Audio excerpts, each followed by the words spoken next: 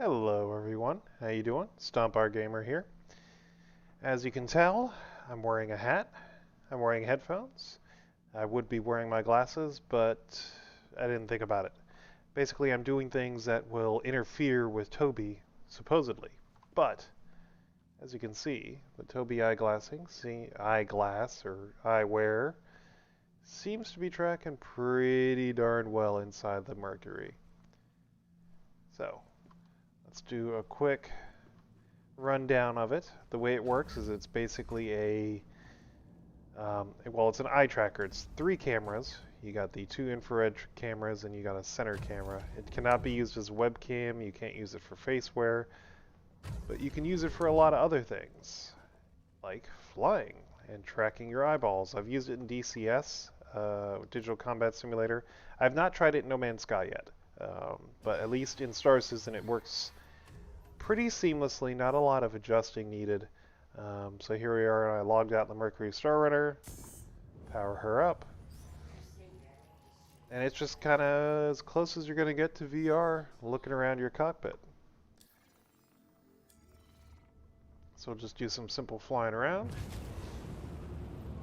So again, when you're flying anything in-game, you tend to just stare straight ahead. So it's not... You're just flying point A to point B, not doing any combat. It's not that useful, really. But it's when you're in combat and you're trying to track a target, and your eyeballs are following the target, and they're, oh, there it is. Okay, got it. And bringing it on target. Maybe you overshoot a little bit, and you're tracking it again, and you're trying to see what they're doing. That's where it comes in handy. The ability to have it in sight, even not just because if you're targeting a ship, obviously when you target the ship, the game has kind of an in-game. See, I'm looking over here at my other screen, and now my character is looking at its passenger seat like it's talking to you. It's kind of funny, if you sip coffee, you're sipping coffee in game, putting it down. So it's kind of neat how it tracks. But that being said, sorry, I'm getting off track. What is handy about it is you don't need to have something targeted. Oh, I can go talk to what's his name. Looks like I'm going to Lorville.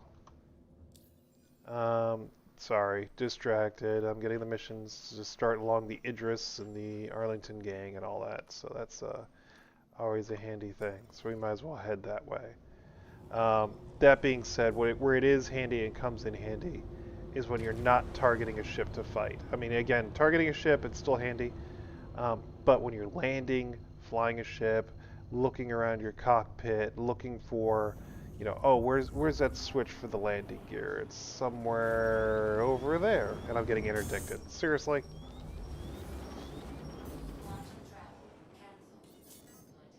Alright, I have not fought in the Mercury yet, so let's see how this thing works. Gets a cutlass black, should not be hard. Doesn't he know I'm on a... Whoops! Whoops, there's a wreck to run into. Doesn't he know I'm on a mission?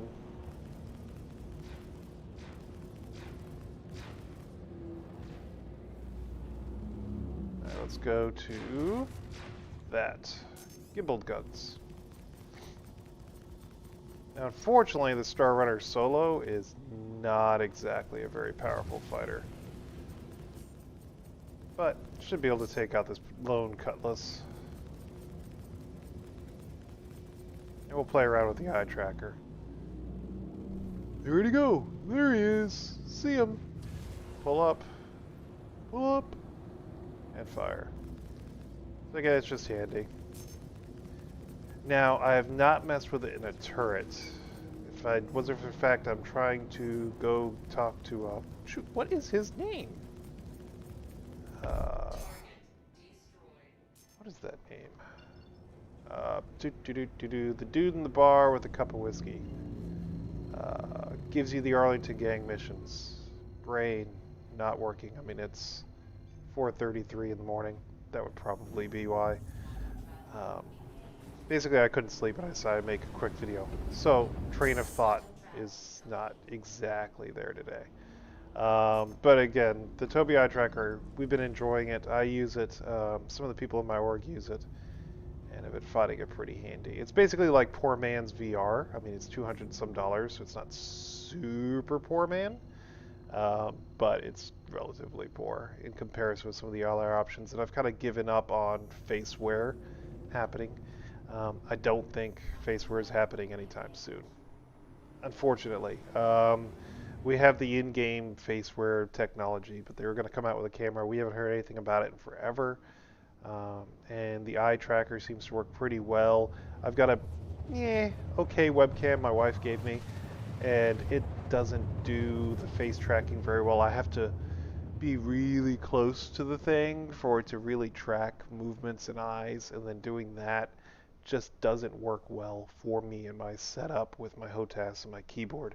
I mean, I'm a full arm's distance away from my screen, so the eye tracker I find is working pretty well at that distance.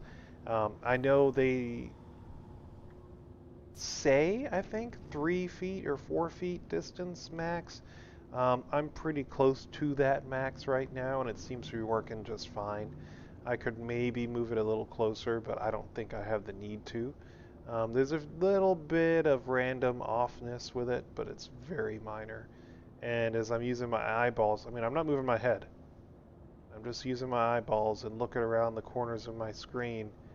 And that's pretty darn cool and immersive that wherever you're looking with your little pupils, your character looks in the game. I mean, that's pretty cool and very handy. So again, review, short and summary, it's good. I enjoy it. It's very fun to kind of look around your cockpit and see what's going on. And then if the game stutters, it stutters as well because it's tied in with the game. So just there, I had a little stutter, and you'll notice the eye tracking didn't quite follow. But the stuttering is not caused by the eye tracker; it's caused by StarSit. You just notice it more because of the eye tracker. You're like, hey, I had my head turned. Why didn't it turn back? It's because the game stuttered, and you didn't notice normally because you're staring straight ahead flying your ship. So to come in here and land. Now I still use the focus of the mouse and keyboard to interact with the MFDs. I could just look, but you don't zoom that way. So it's just easier just to use the MFDs. I guess I was too far out to request. Try again. There it is.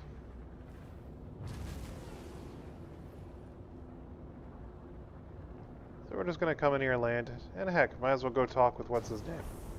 Hey, if you watch the stream long enough, you'll learn his name since I'm an idiot and I can't remember. It's not Hurston. What's his name?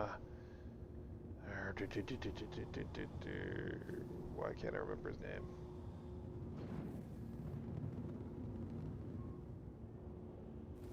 Oh, that's neat. Look, you can see through the planet. Like it hasn't, there it is. Now it drew the actual landing pad.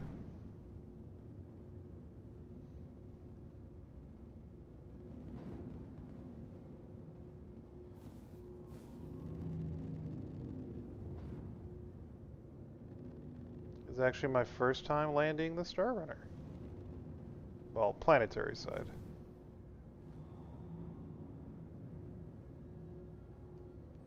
As they say, like a glove.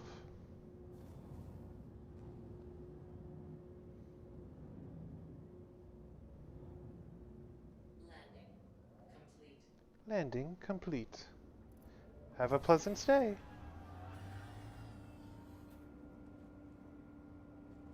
Actually, I wonder, can I fuel outside of the seat? Cannot. Can confirm. Should have fueled that up. Oh well. So in first person when you're running around, alright, where the heck do you go? You go through the servers. I have not used a Star Runner a lot. My apologies. I've been busy with other stuff. Actually, I haven't made any videos in a long time because I've been busy with work. Very busy with work. Too much flying with work.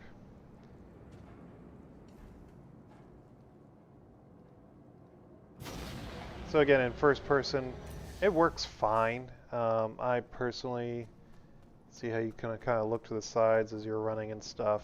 It can be handy for first person. I have it disabled for aiming down sights, just because I'm so used to playing, Call of Duty, Destiny 2, other first-person shooter games. So for me, the on foot, the looking is done with the mouse.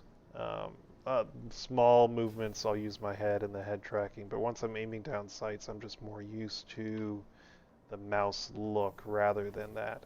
And I also have it set up so, let's say I get up out of my chair and come back. Sometimes it doesn't get recentered perfectly. If you just push F or F1, it recenters it. So kind of not a full-on calibration, but it does recenter it to help get it recentered. And again, that's I don't hold that against the Tobii. It's just the way of hardware. It has to recenter your eyes when you get back in the field, and if it does it and you're not sitting exactly where you were, it doesn't recenter it. So sometimes you'll end up at a little angle. Just a quick F and good to go. That's pressing the F key. He's F, yeah, Metro Center. Wants to go blow up Idris. Alright, so let's make sure I actually got the contract, because that'd be kind of embarrassing. Dang it, I didn't pick it up. Let's see if it's under personal. On. Error. Dang it. Well, that is embarrassing. I need to go do some more missions, etc. Welp. You will not know his name. I got a message here from Galzone Danger Zone. Is Star Citizen very realistic? Perhaps a little too much so, to be exact. Star Citizen is very realistic.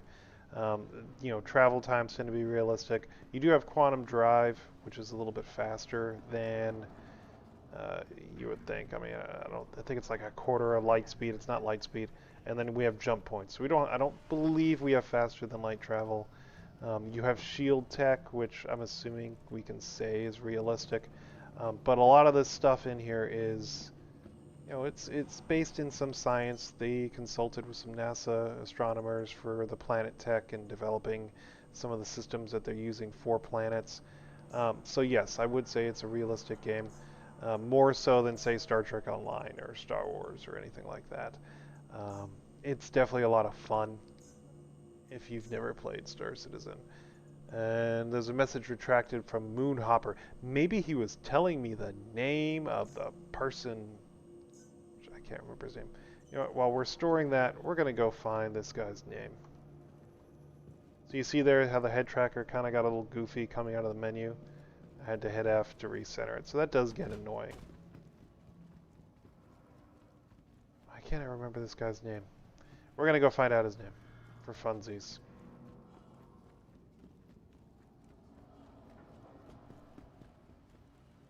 Hello, long news short. See, it gets a little screwy when I look over to the other screen. So I'm looking at the other screen, I come back, it doesn't quite center, and my character's kind of running at a little bit of an angle. It's not too bad, but it is definitely noticeable, at least noticeable for me. Again, like I said, it's pretty easy to fix, and I also have it disabled inside the head track and the Mobi glass, because it was getting kind of annoying when it was on. Tisa Spaceport. Let's enjoy the view.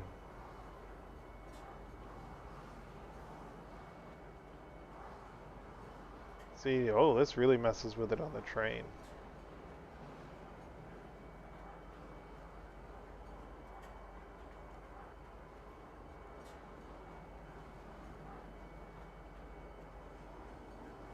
Nighttime. As far as how much Star Citizen is, basically, yeah, you do need a decent PC. Nowadays, it doesn't need to be quite high-end. I would say you need a solid-state drive. 16 gigs of RAM minimum, 32 preferable. Relatively new processor within the last 3 years, and a video card, let's say at least a 1070 series, is probably the best. That's just off the top of my head, steps. Where the heck is this guy? He's not this way. We need to go to the residences. I think we go this way. But yeah, it's and the price is about $60. You get a starter package, and that gets you Star Citizen, Squadron 42, so 2 games and a starter ship. They do every now and then have sales of new ships or concept sales, starter ships like they just had with the Nomad, where it's a little bit cheaper. I think it was like $45 for a game package. Then you can add on for $15 more the other Squadron 42. Sorry. Let's see. 10. Someone's saying you have a 1080 i7. Pretty sure I'm good right now. Yeah, I mean that is pretty good. As far as waiting another year or two for more features, I mean there's nothing wrong with that. But if you're thinking about doing it, you might as well do it now, because guess what? You can pop into the game, you can try it out, you can do bounty hunting, do mining, do transport, do some exploring, play around with friends, learn how the game works, and you know you're not losing anything. All right, so he's down here. He's not going to want to talk to me, though. You looking for somebody? Yeah, I was looking for you. But you don't tell me your name, because you're right here. Bastard. Language! This is a child-friendly stream. No, it isn't. I just try not to curse, because I have a 3-year-old daughter. So yeah, this is the guy I was thinking about, but I cannot remember his damn name. And it doesn't tell you if you get close to him. Fair enough. Well, that's it. So again, this is kind of a cyberpunk vibe in this bar here. Let's go get a drink. Wow, he's just popping in and out of existence, isn't he? You should come try this game now. Look at this wonderful immersion. Alright, let's get a drink. Can I get a drink? I guess this is not one of the bars that serves you alcohol. Some of the bars in game, the bartender now serves you alcohol. I want a drink. Give me a drink. Fine. Much stouts. What do you want? Whiskey, beer, or whiskey? Whiskey, beer, or whiskey. Those are your choices. Alright. That's it for today. We've covered the Tobii eye tracker. It works well. It's about $200 with the Star Citizen sale, and I think $250 without. It works in other games other than Star Citizen, so I highly recommend it. I have been enjoying the heck out of it. Excuse me? I was standing here. Did you not see me? I mean, it's kind of fun just to have some more immersion. Being able to just turn your head and look at stuff. And, yeah. I really don't have anything to talk about because it's 4 o'clock in the morning and I'm basically rambling. So I'm going to go ahead and end this. So I hope you guys enjoyed the video. Like, comment, subscribe, all that fun stuff. See you.